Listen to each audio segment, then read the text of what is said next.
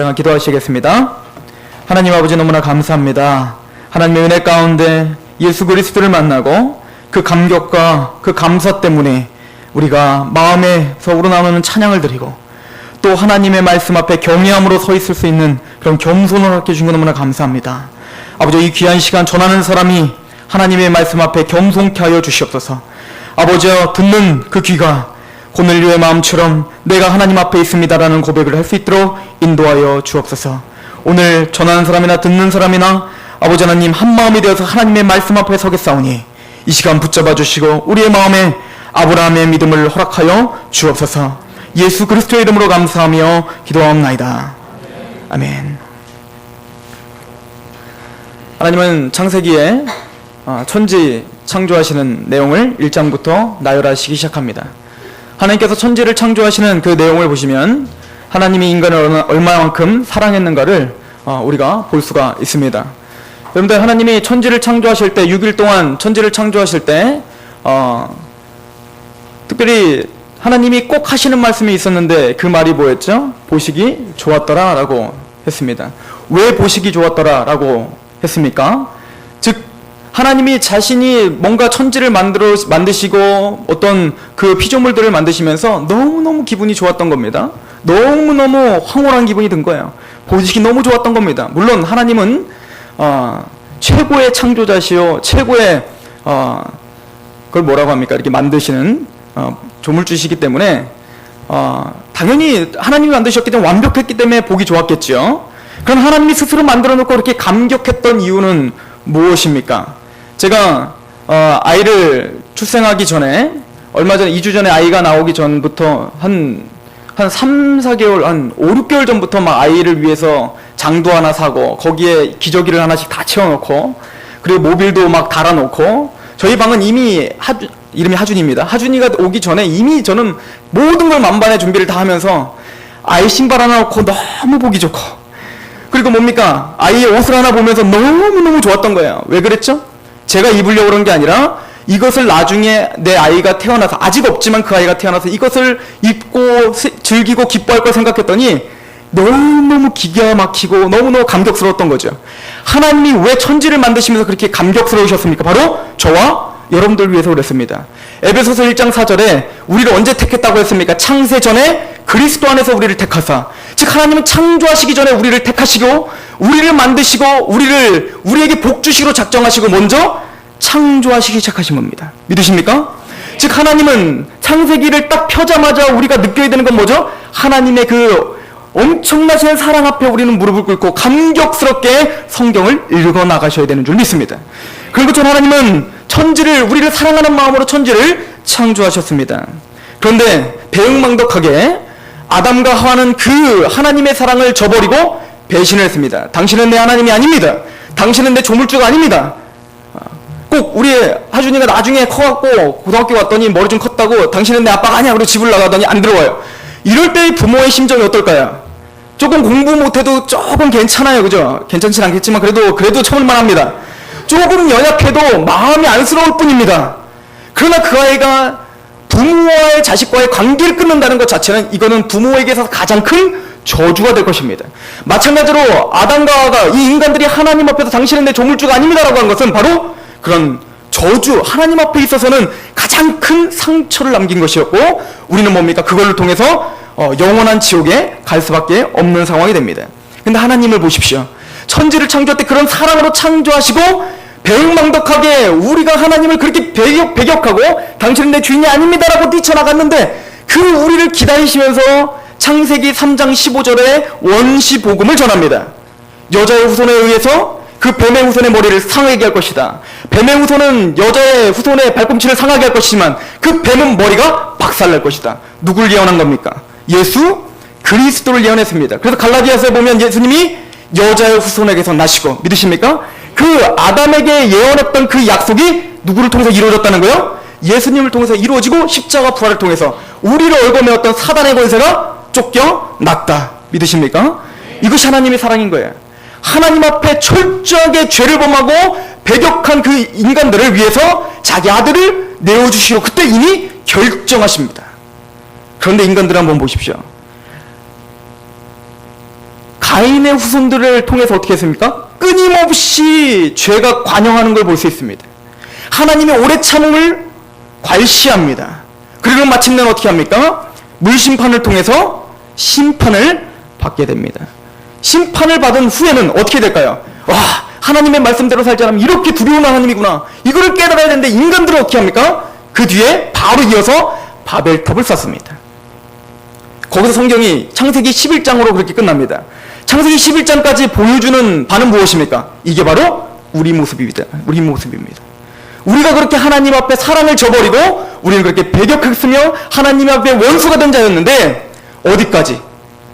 끊임없이 하나님의 심판을 무시하고 하나님의 그 인내심을 경홀히 여기는 그런 죄인 중에 괴수들이 바로 우리였다라는 것을 성경은 보여주고 있고 인간들의 전적인 부패를 보여주고 있습니다.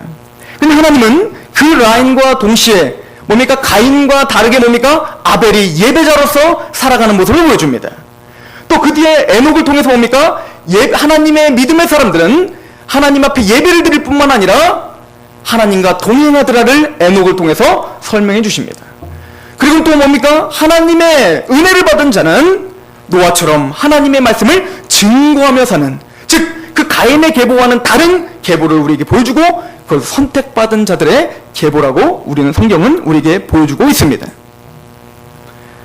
그런데 제가 말씀드린 것처럼 그 노아와 아벨과 그리고 에녹을 통해서는 어떻게 하나님이 그럼 이 사람들을 예배자로 하나님과 동행하는 자로 하나님 앞에 증거자로 세웠는지의 구체적인 내용은 침묵을 지킵니다. 누구를 통해서 이걸 설명하시기 위해서라고요? 아브라함을 통해서입니다. 그래서 아브라함을 통해서는 은혜가 무엇인지를 구체적으로 설명합니다. 어떻게 우리가 부르심을 받고 어떻게 우리가 의롭다함을 받으며 그리고 우리를 어떻게 영화롭게까지 인도하시는지 그리고 그런 하나님의 은혜 가운데 있는 사람이 어떠한 태도로 이 땅에서 살아가고 있는지를 아브라함을 통해서 보여준다는 얘기예요. 그리고 이삭을 통해서는 하나님의 사람이 약속의 자녀가 어떤 목적까지 하나님은 우리를 이끄실 것인지에 대해서 보여줍니다. 그리고 야곱을 통해서는 이삭은 굉장히 짧게 나옵니다. 그리고 여러분들이 이삭을 한번 연구해보면 굉장히 이삭을 보면 볼수록 마음이 답답해질 것입니다. 왜냐면 이삭의 삶은요 굉장히 하여튼 나중에 한번 연구해 보십시오. 그러면 이런 마음이 들 겁니다. 아니 어떻게 이렇게 살 수 있지? 그런데 그 뒤에 누가 나오는 거예요? 야곱 이야기가 나오는 겁니다. 많은 장들을 할애하면서 야곱을 통하여 어떻게 하는 겁니까? 하나님이 어떻게 내 욕심대로 뭔가를 이루려고 하는 사람이 그 자아가 꺾이고 이스라엘이 되는지 그리고 그 이스라엘이 된 자가 어떻게 바로 앞에서 당당하게 축복을 할 수 있는지 또 내 부여조의 축복보다 내 축복이 더 낫다라고 하는 그 자리까지 갈 수 있는지를 야곱의 삶을 통해서 우리에게 보여주고 있고 요셉의 삶을 통해서는 그런 약속의 자녀가 이 세상에 어떤 영향력을 끼치며 사는지를 우리에게 보여주며 창세기는 끝이 나며 그 뒤로 이제는 한 민족 이스라엘을 통해서 다시 이제 구체적으로 설명해 나가기 시작합니다. 큰 그림을 가지고 여러분들이 성경을 보시길 원합니다. 오늘은 아브라함입니다. 아브라함을 통해서 어떻게 우리를 부르셨으며 우리를 어떻게 믿음을 주시며 우리를 의롭다 하시며 그리고 하나님이 어떤 방법으로 이끄시는지 오늘 말씀을 통해서 하나하나 상고해 보려고 합니다. 창세기 12장을 한번 가보겠습니다. 창세기 12장입니다.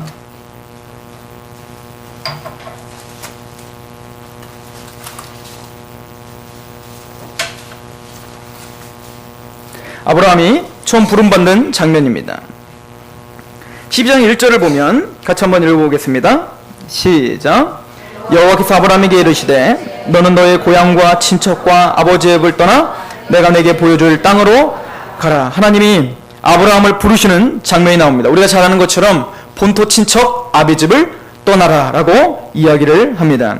아브라함은 우리의 믿음의 조상이라고 말합니다. 즉 아브라함의 믿음의 그 여정을 보면서 우리의 믿음의 여정을 엿볼 수 있는 것입니다. 그리고 그 여정을 통해서 우리가 하나님의 은혜 안에 거하고 있는지를 확인해 볼 수가 있는 것입니다. 여러분들의 신앙을 오늘 확인해 보시길 원합니다.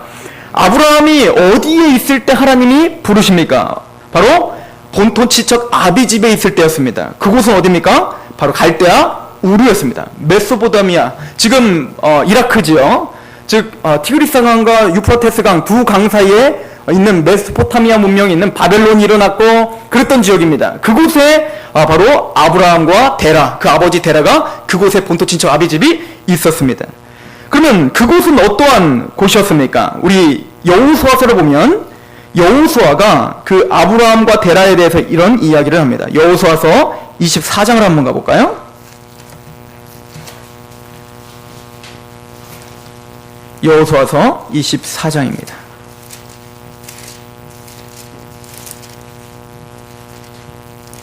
24장 2절입니다. 같이 한번 읽어보도록 하겠습니다. 시작.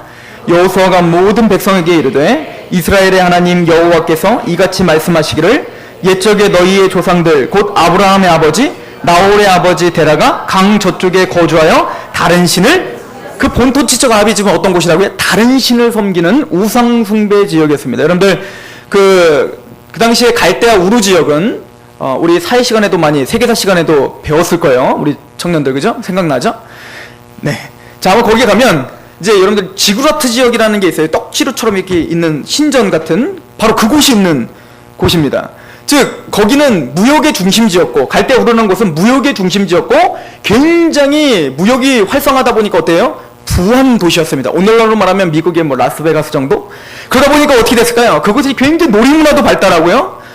그 당시에 이제 제가 그 영상을 하나 갖고 있습니다. 그 갈대아 우르의 아브라함 정도 시절이었을 거라고 추측되는 그때에 그 이제 컴퓨터 시뮬레이션으로 이렇게 만든 거예요. 다시 한번 그래픽으로 만든 그 내용이 있는데, 거기 보니까 한번 그걸 확인해 보니까 그곳은 이미 맥주를 처음 만들었던 곳이 바로 그 갈대아 우르였대요. 보리 농사가 굉장히 잘 젖어서. 그리고 우리 그때 어떤 시대였을까요? 고조선도 될까 말까 막 이럴 시절이었는데, 그때 우리는 어떻게 살았을까요? 움막 짓고 살았을까? 모르겠는데 하여튼 거기는 이미 2층 집을 짓고 살았습니다. 그리고 그 당시에 자기들의 어떤 패션, 그리고 문화 굉장히 많이 발달하고, 쐐기 문자 이런 것들도 굉장히 발달했던 지역이었습니다.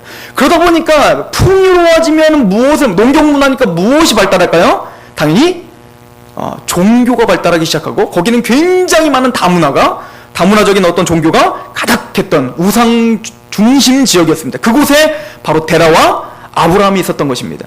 아브라함을 하나님이 부르실 때에 뭔가 하나님 앞에 자격이 돼서 부른 것이 아니라는 사실이에요. 70세가 되도록 하나님이 아닌 다른 신을 섬기는 그런 본토 친척 아비집, 그곳에 있을 때 하나님은 아브라함을 부르신 것입니다. 믿으십니까?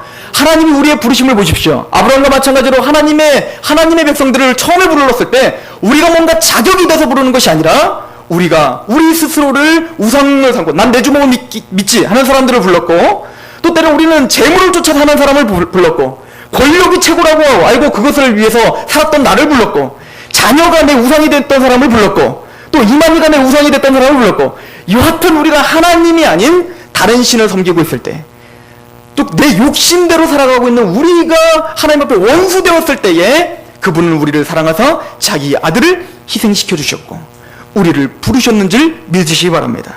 이것이 창세기부터 우리에게 보여주는 바입니다.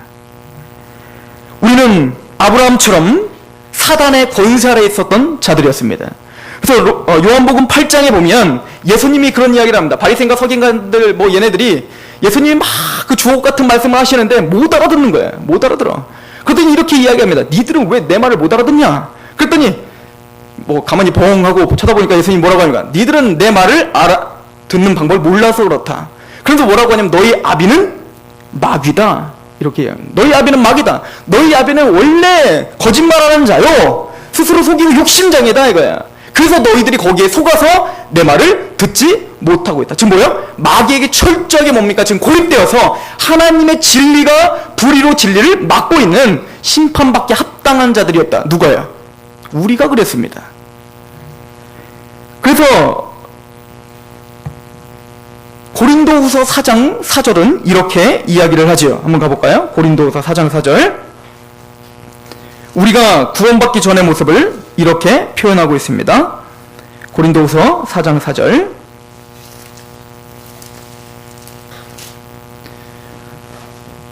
우리가 하나님 앞에 뭔가 예의가 있고 하나님 앞에 뭔가 기가 막힌 찬양을 할 때 우리를 부른 것이 아닙니다. 우리는 다 이렇게 흑암 가운데 있었습니다. 4장 4절 시작. 그 중에 이 세상 신이 믿지 아니하는 자들의 마음을 혼미하게 하여 그리스도의 영광의 복음의 광채가 비치지 못하게 하매니 그리스도는 하나님의 형상이냐. 이 세상식, 즉 사단이 우리의 마음, 믿지 않는 사람들의 마음을 어떻게 하고 있었어요? 강하게 부여잡고 있었던 겁니다. 하나님은 계속 진리를 보여주고 있지만 사단이 그의 마음을 붙잡고 있다 보니까 어떻게 했어요? 로마서 1장 18절은 이렇게 이야기합니다. 하나님의 진노가 나타나는데 불의로 진리를 막고 있는 자들의 경건치 않은가 모든 불의에 대하여 하나님이 진노하실 것이다. 이게 무슨 얘기입니까? 그 죄 때문에 사단이 우리를 가로막고 있어서 하나님의 영광에 아는 빛을 사단이 가로막고 있고 죄가 가로막고 있어서 우리가 아무리 발버둥을 쳐도 우리는 하나님을 알아볼 수 있었다 없었다? 없었다. 우리 스스로는 이 사단의 권세를 깨트릴 수 있었다 없었다? 없었다. 그 흑암 가운데 그 죄의 노예처럼 우리 욕심대로 끌려 살았던 바로 우리의 그런 자격 없음, 그때 하나님은 우리에게 어떻게 하셨다는 거예요? 나타나셨다는 것입니다. 보십시오. 4장 5절을 한번 보세요. 고린도후서 4장 5절. 그 우리가 세상신에 그렇게 믿지 않는 자들의 마음을 혼미하고 있었던 우리들을 5절입니다. 같이 한번 읽습니다. 시작. 우리는 우리를 전파하는 것이 아니라 오직 그리스도 예수의 주되신 것과 또 예수를 위하여 우리의 너희의 종된 것을 전파함이라. 그랬더니 6절 시작. 어두운 데에 빛을 비추라 말씀하셨던 그 하나님께서 예수 그리스도의 얼굴에 있는 하나님의 영광을 아는 빛을 우리 마음에 비추셨다. 믿으십니까? 우리가 흑암 가운데 사로잡혀 있어서 하나님도 몰라보고 내 욕심만 채우려고 했던 우리 우상숭배자들을, 뭔가 하나님 앞에 자격이 없던 우리 자들을 하나님이 먼저 우리에게 찾아오셔서 하나님의 영광에 아는 빛을 누가 비춰주셨다고요? 주님께서 우리에게 비춰주신 거예요. 아브라함도 마찬가지입니다. 아브라함도 갈대아 우르와 같은 하나님도 모르고 우상숭배 지역에 있던 아브라함에게 하나님이 친히 먼저 찾아가 주셔서 하나님이 아브라함에게 하나님의 영광의 빛을 비춰주신 것입니다. 이것을 스데반은 이렇게 설명을 합니다. 사도행전 7장입니다.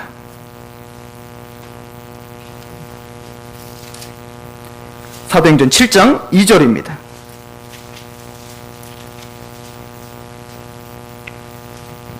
같이 한번 읽어볼까요? 사도행전 7장 2절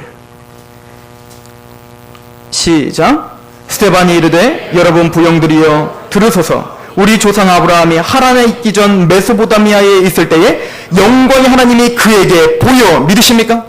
메소포타미아에 다른 신을 섬기고 있는 그 아브라함의 가족들에게 지금 하나님이 먼저 친히 찾아가 주셔서 하나님의 영광을 보여. 믿으십니까?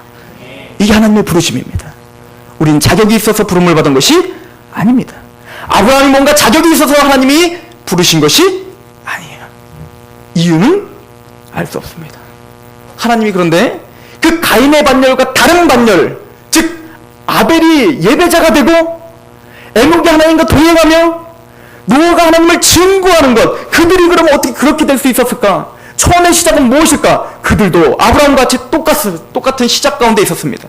그들도 하나님 앞에 배역하는 자였고 원수되었던 자들이지만 노아도 아벨도 에녹도 하나님이 먼저 찾아가 주셔서 영광의 빛을 주셔서 믿음을 주신 거예요. 하나님 먼저 계시해 주신 거예요. 누구처럼? 우리처럼. 여러분들의 구원의 고백이 그거 아닙니까? 내 스스로는 도대체 하나님을 알 수 없었던 자들입니다. 그런데 하나님이 먼저 주권적으로 우리에게 역사해 주셨습니다. 이것이 은혜예요. 이것이 믿음입니다. 이것이 하나님의 섭리입니다. 아브라함을 통해서 이것이 우리에게 설명되어지고 있습니다. 즉 하나님의 주권적인 부르심이요, 이것을 다른 말로는 은혜의 부르심입니다. 에베소서 1장 8절 9절은 이렇게 이야기를 합니다. 이는 그가 모든 지혜와 총명을 넘치게 하사 그 뜻의 비밀을 우리에게 알리셨으니 곧 기쁘심을 따라 그리스도 안에서 때가 찬 경륜을 위하여 예정하신 것이라. 하나님이 여러분들이 이미 창세전에 그렇게 하나님을 알고 예수님을 알고 구원받기로 하나님이 이미 창세전에 예정해놓고, 그리고 어땠다는 거예요? 그걸 모르고 우리는 살았던 거야. 그런데 어느 날인가 하나님의 때에, 디도서 1장 3절 4절의 말씀이에요. 하나님의 때에 전도로 자기 말씀으로 나타나셔서 어떻게 했다는 거예요? 모든 지혜와 총명으로 넘치게 하셔서 그 뜻의 비밀을 우리에게 알리신 거예요. 믿으십니까? 그런 은혜 가운데 있었습니다. 그래서 우리의 부르심을 가만히 보십시오. 아브라함의 부르심을 가만히 보십시오. 아브라함이 문벌이 좋아서 부른 것이 아니요, 지혜로워서 부른 것도 아니요. 뭔가 능한 자였기 때문에 부른 것도 아니요. 출애굽을 한 이스라엘 백성들이 내가 너희를 택하고 너희를 부르신 것이 수요가 많아서가 아니요. 너희가 정직해서도 아니요. 여러분들이 부르신 건 어떻습니까? 여러분들이 똑똑해서 믿은 것도 아니요. 여러분들이 뭔가 하나님 앞에 열심을 다해서 부른 것도 아니요. 그래서 사도 바울은 이렇게 고백을 합니다. 고린도전서 1장입니다.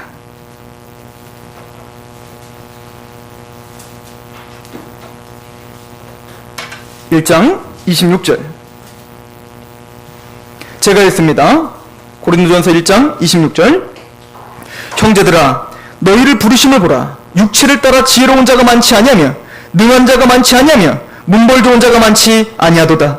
그러나 하나님께서 세상에 미련한 것들을 택하사 지혜 있는 자들을 부끄럽게 하려 하시고 세상에 약한 것들을 택하사 강한 것들을 부끄럽게 하려 하시며 하나님께서 세상에 천한 것들과 멸시받는 것들과 없는 것들을 택하사 있는 것들을 폐하려 하시나니 이는 아무 육체도 하나님 앞에서 자랑하지 못하게 하려 하심이라. 믿으십니까? 그래서 로마서 4장에 아브라함에 대해서 바울이 뭐라고 얘기합니까? 만약에 아브라함이 육체로 자랑할 것이 있었다면 자랑할 것이 있으려니와 뭐가 좀 이상하네요. 그러나 아브라함은 없느니라.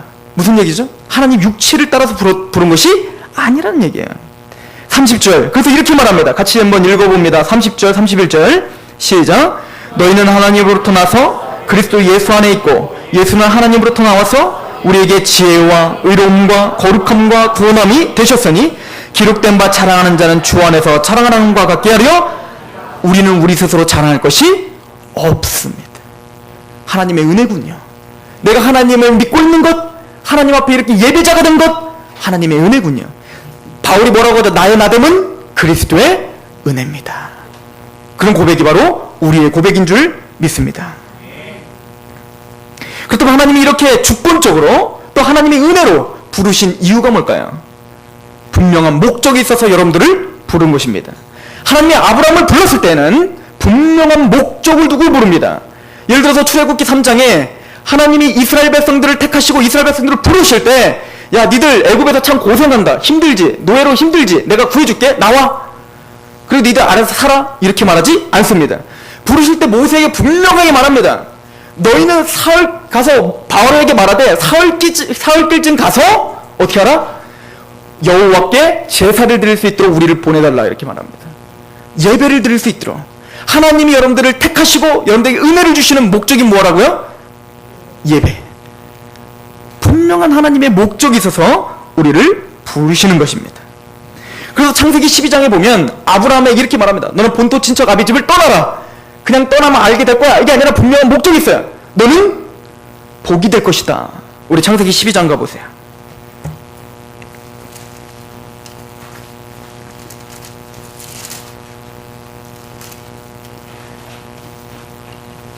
그것은 아브라함에게 뿐만 아니라 예수 그리스도로 말미암아 아브라함의 자녀된 아브라함의 유업을 이어받을 우리에게 주시는 말씀인 줄 믿습니다.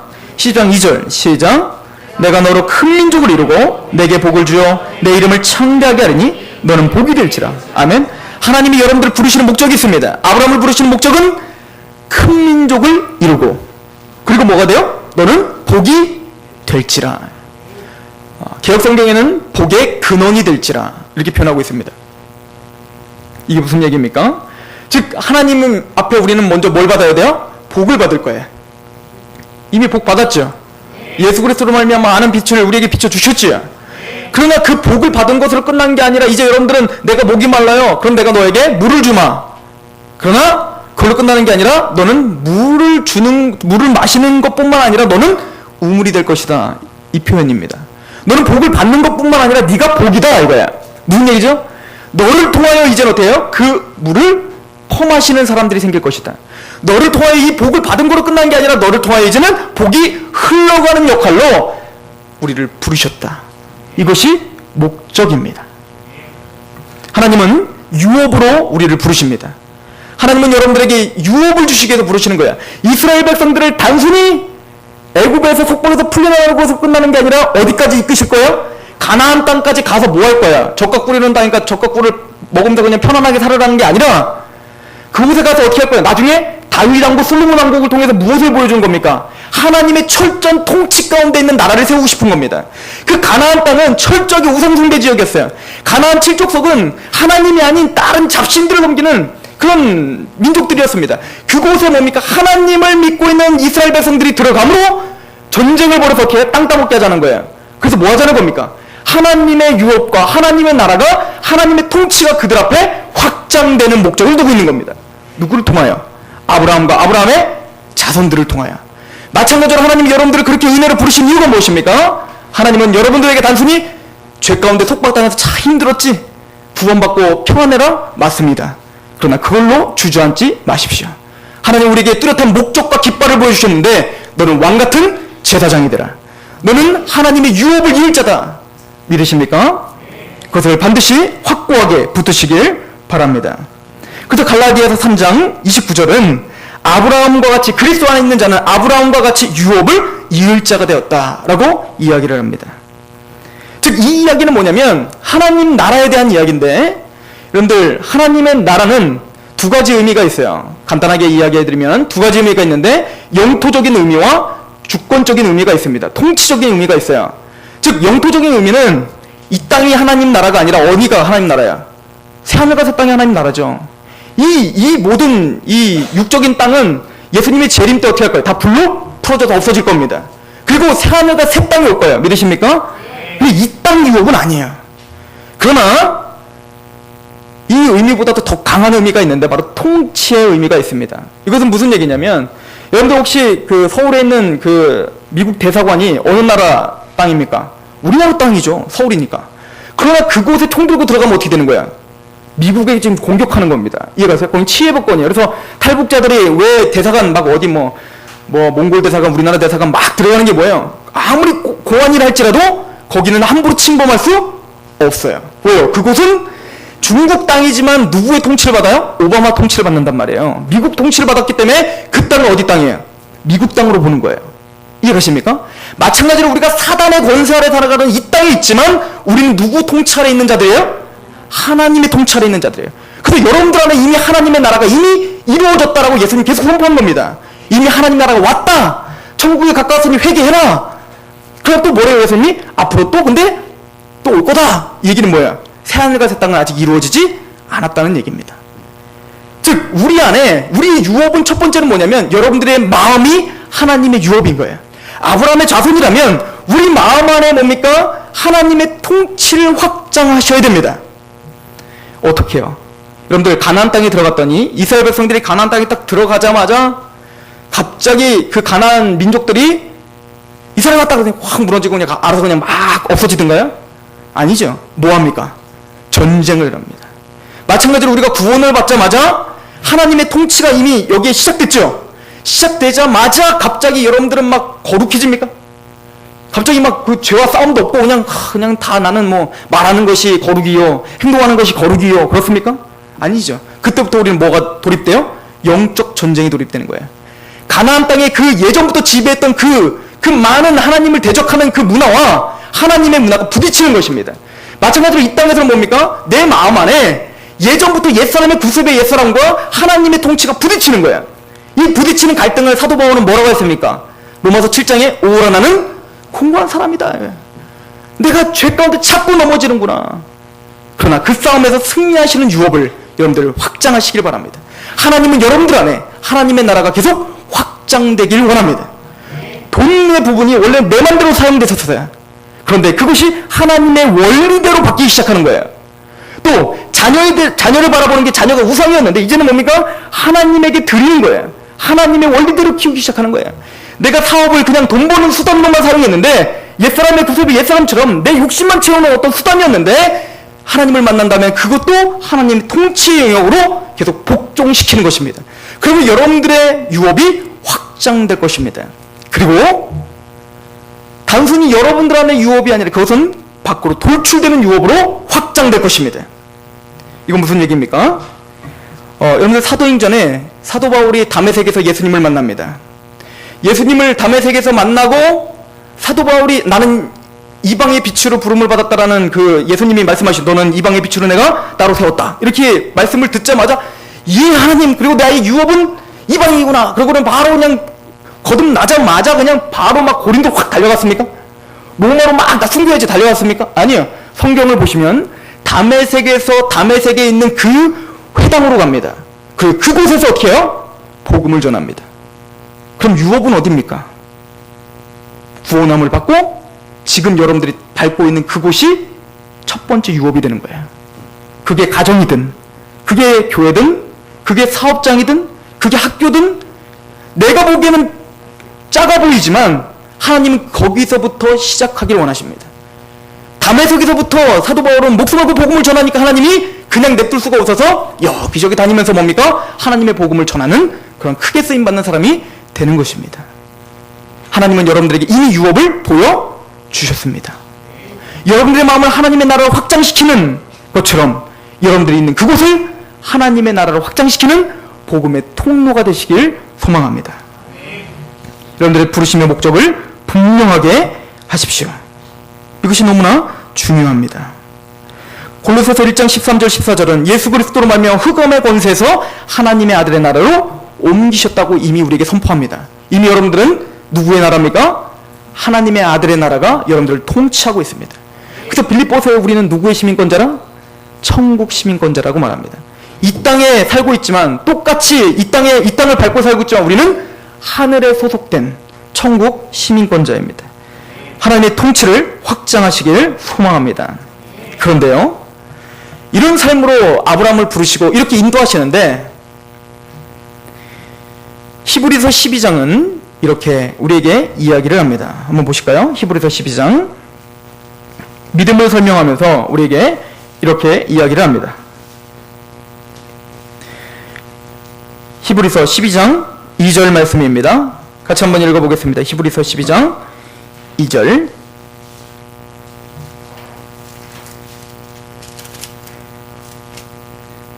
시작. 믿음의 주요 또 온전하게 하시는 이인 예수를 바라보자. 그는 그 앞에 있는 기쁨을 위하여 십자가를 참으사 부끄러움을 개의치 아니하시더니 하나님 보좌 우편에 앉으셨느니라.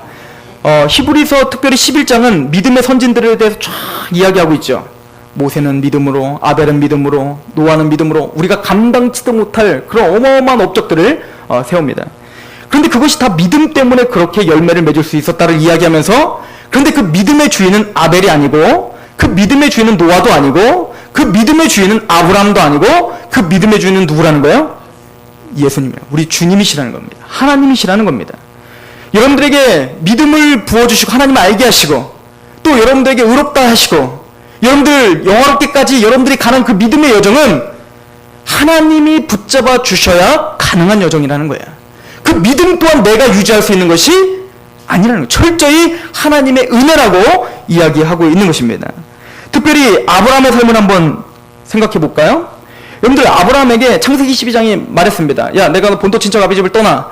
그리고 내가 너의 복의 근원이 될 거야. 내가 너와 함께 할 거야. 너를 저주하는 사람 걔도 내가 가만두지 않을 거고 저주할 거고, 만약에 너한테 축복하는 자는 내가 그에게도 축복할게. 철저하게 보호하는 거죠.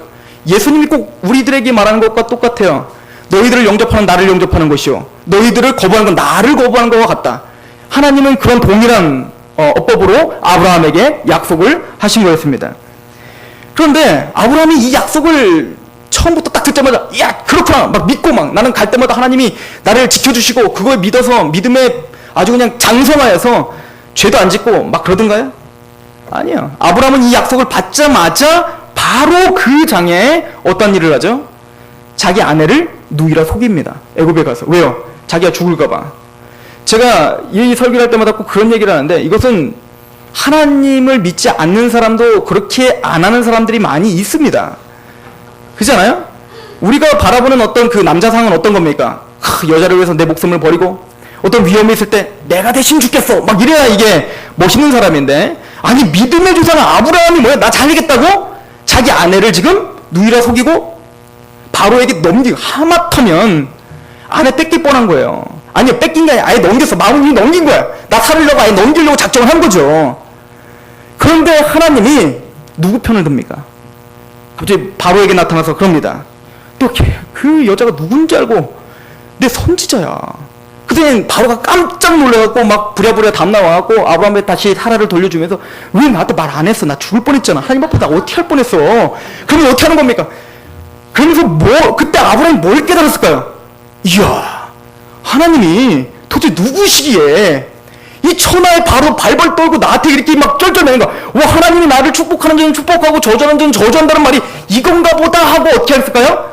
삶으로 그걸 어떻게 하는 거예요? 지금 체험하면서 하나님을 배워가고 있는 겁니다. 이해가세요? 아브라함이 처음부터 믿음이 장성하여서 막 믿음으로 이게 아니에요. 어떻게 표현할지 모르겠는데 이해가십니까? 아브라함도 우리와 동일히 연약한 자였다는 거예요. 누가 근데 지금 참고 기다리시고 지금 인내하시며 이끌고 계신다는 거예요? 하나님이 그러고 계신다는 거예요. 그리고 마침내는 하나님이 그러고는 그 사건 이후에 하나님이 다 별을 보여주시고 그리고 모래를 보여주시고 뭘 하면서 그럽니다. 많지. 예, 많은데요. 네 자손들이 다 이렇게 해줄게. 시청각 자료까지 막 보여주시면서 설명을 해주십니다. 그때 아브라함이 그걸 어떻게 해요? 믿는 거예요. 그 믿음은 이미 뭐예요? 하나님을 경험했기 때문에 하나님이 이런 분이구나. 하나님이 이런 분이구나를 계속 경험하면서 하나님이 지금 아브라함을 어떻게 하고 있는 거예요? 설득하고 계셨던 거예요. 그리고는 하나님이 그때 하나님을 믿은 거예요. 말씀을 믿고 15장에 어떻게 했어요? 의롭다 칭함을 받게 되었다. 아브라함이 의롭다 칭함을 받자마자 이제 장성하여서 전혀 그런 죄도 안 짓고 이제부터는 막 아주 그냥 믿음에 장성한 세상이 감당치 못하는 사람처럼 살지 않은 것 여러분들이 더 잘 아시죠? 똑같은 죄를 또 저지릅니다. 게다가요, 이삭을 하나님이 계속 반복적으로 약속하시는데도 불구하고 아브라함은 불신하는 마음을 계속 보입니다. 한번 보십시오. 우리 창세기 17장을 갑니다. 저는 이 말씀을 볼 때마다 너무나 웃겨요. 이 상황이. 그리고 아브라함 같지가 않아요. 17장 17절.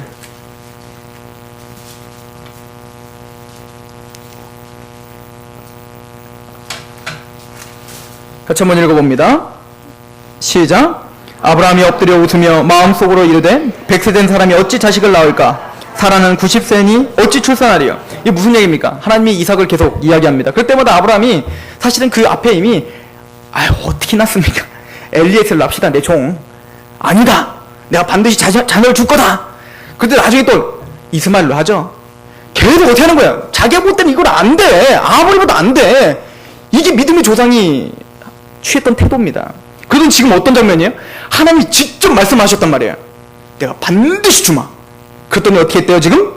아브라함이 엎드려 웃으며 비웃은 거예요. 아니 어떻게 사라가 지금 몇 살인데 내가 어떻게 그러나 그러면서 하나님과 막 비웃어. 아브라함이 이러니 사라는 어땠을까요? 똑같죠. 우리 한번 사라의 태도도 한번 봅시다. 18장 11절에서 15절입니다. 같이 한번 읽어볼까요? 11절 시작. 아브라함과 사라는 나이가 많아 늙었고 사라에게는 여성의 생리가 끊어졌는지라 사라가 속으로 어떻게 했어요? 웃고 막 웃어. 또 비웃어. 사라도 막 웃어. 그러니까 제가 보기엔 이 부부끼리 엄청 얘기했던 것 같아요. 둘이 되겠어? 안 될 것 같은데요? 막 그러면서 둘이 막 얘기한 게 막 나타나는 거죠. 그러니까 사라가 막 비웃으니까 하나님은 우리의 패부까지 다 살펴보시니까 그럽니다. 아브라함한테. 지금 아브라함과 하나님이 지금 대화하고 있는데 저기서 듣고 확 혼자 막 웃고 있는 거거든요. 그때 하나님이 그럽니다. 야, 네 안에 사라가 왜 웃냐? 그때 사라 그걸 깜짝 놀라 듣고 저 안 웃었는데요. 그때 아니야, 너 웃었어. 지금 하나님과 지금 싸우는 장면이에요. 자, 12절에 사라가 속으로 웃고 이르되 내가 노새하였고 내 주인도 늙었으니 내게 무슨 즐거움이 있으리요? 자, 여호와께서 아브라함에게 이르시되 사라가 왜 웃으며 이르길 내가 늙었거늘 어떻게 아들을 낳으리요 하느냐? 여호와께 능치 못할 일이 있겠느냐? 기한이 이를 때에 내가 내게로 돌아오리니 사라에게 아들이 있으리라. 사라가 두려워서 부인하여 이르되 내가 웃지 아니하나이다. 이르시되 아니라 너 웃었다. 앞으로 그래서 너 아들 낳으면 이삭이 하고 줘. 이삭이 뭐예요? 웃음이란 뜻입니다. 하나님이 약속하시니까 그 아브라함들이 내외가 어떻게 했어요? 비웃어요.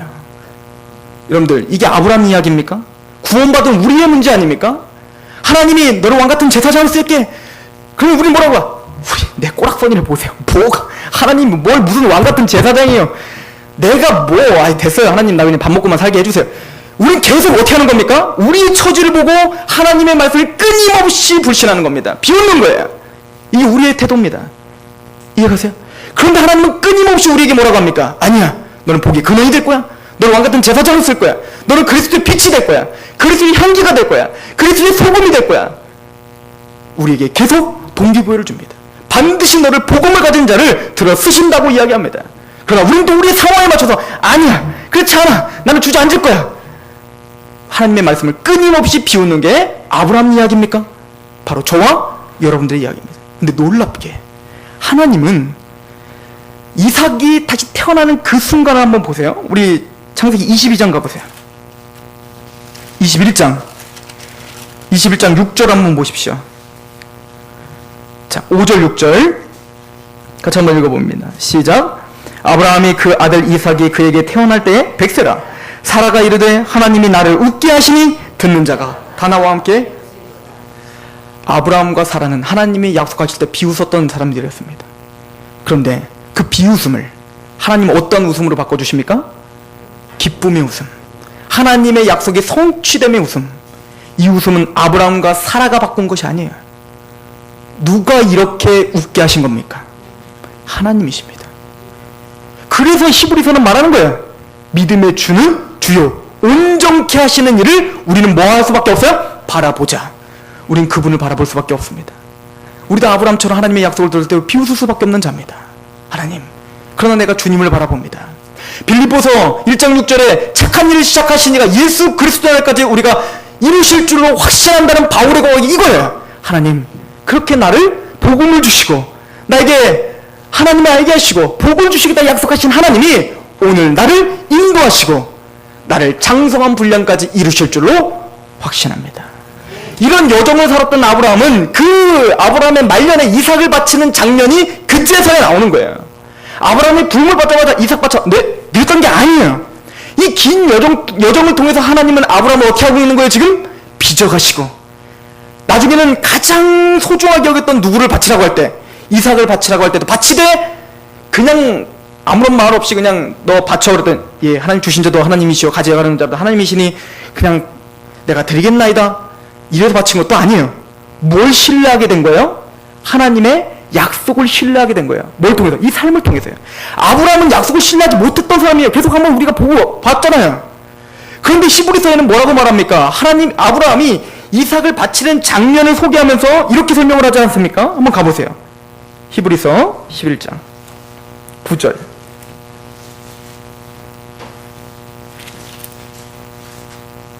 자, 11장 우리 17절.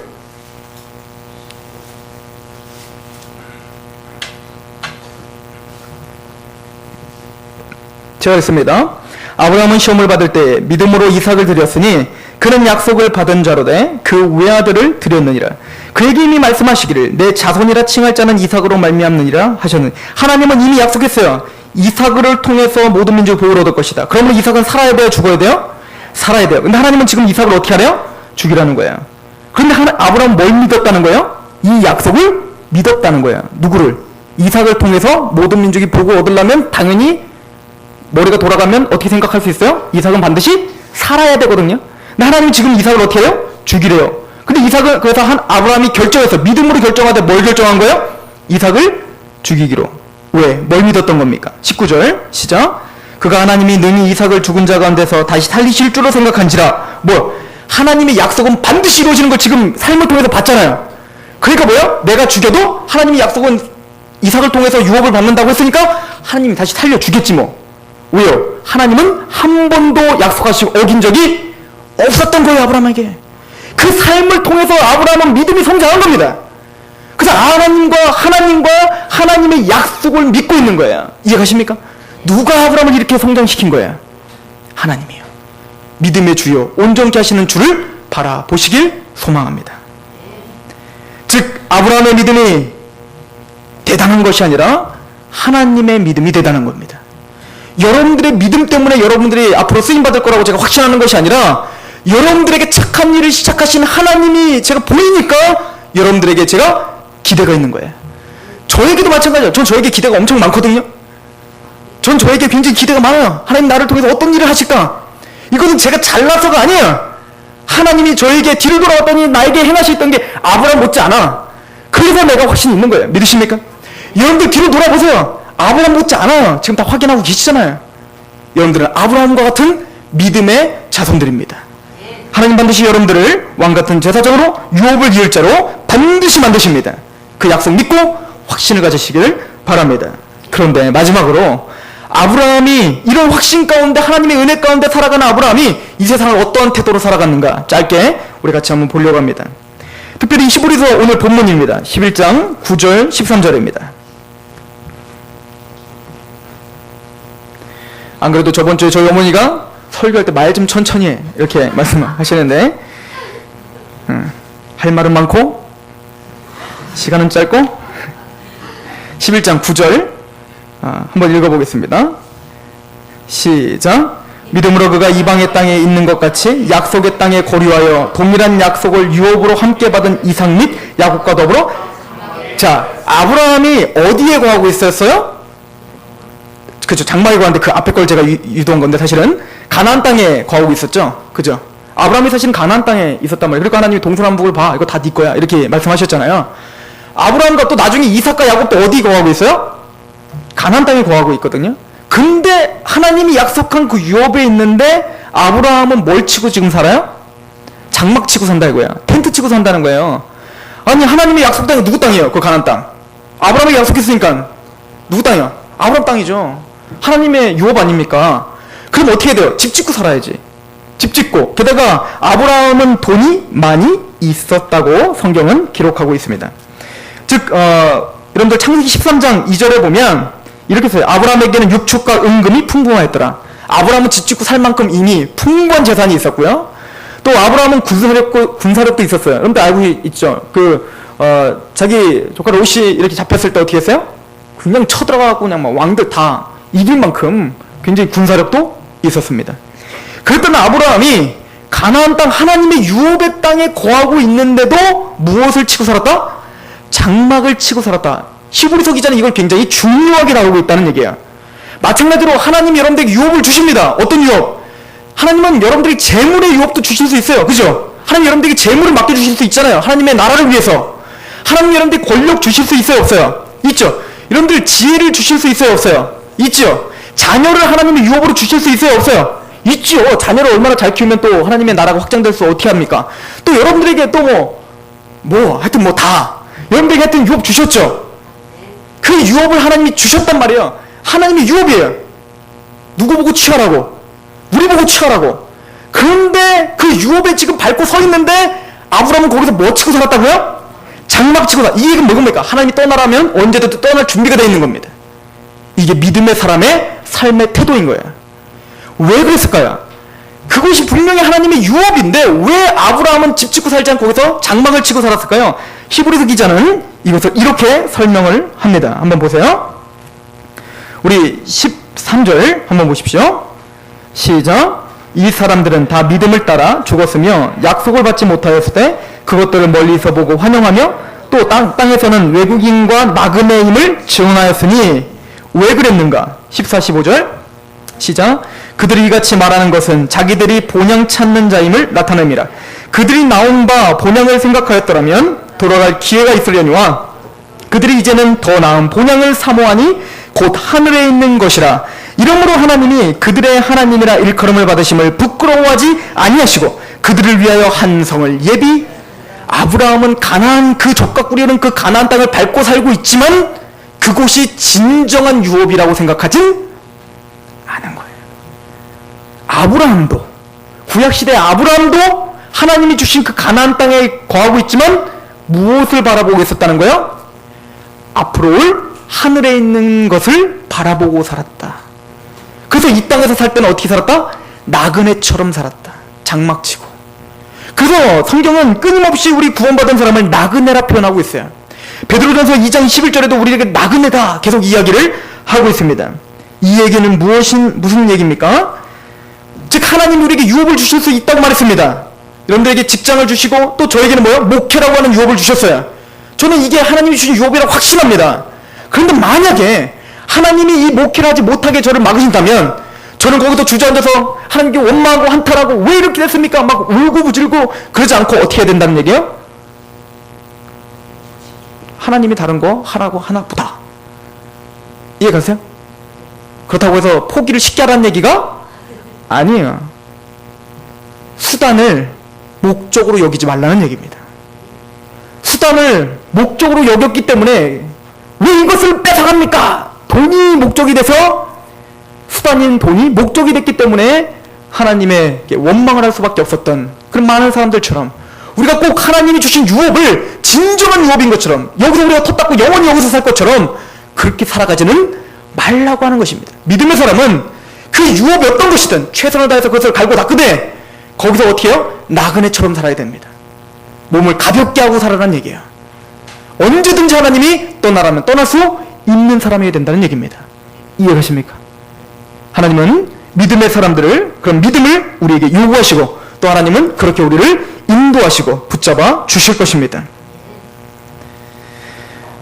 우리는 아브라함을 통해서 이 믿음의 조상에게 주신 하나님이 그 믿음을 주신 목적을 우리는 보았습니다. 하나님 그리고 그 목적을 이루시기 위해서 하나님이 어떻게 아브라함을 인도하셨는지를 보았습니다. 그리고 그 하나님의 목적 가운데 믿음으로 살아가는 사람이 어떻게 이 세상에서 나그네처럼 살아가는지를 잠시지만 보았습니다. 우리가 그런 나그네처럼 아브라함의 약속을 받은 자로서 우리가 확신 가운데 거하시며 힘있게 살아가는 저와 여러분이 되었으면 좋겠습니다. 기도하겠습니다. 하나님 너무나 감사합니다. 아무런 자격이 없는 아브라함을 하나님이 먼저 찾아와 주셔서 믿음을 주시고 또 하나님 착한 일을 시작하신 이가 예수 그리스도 날까지 영광스러운 모습으로 구원의 완성까지 아브라함을 인도하신 것처럼 우리를 인도하실 것임에 우리가 하나님 앞에 감히 찬양을 드리고 감사하며 기대할 수 있습니다.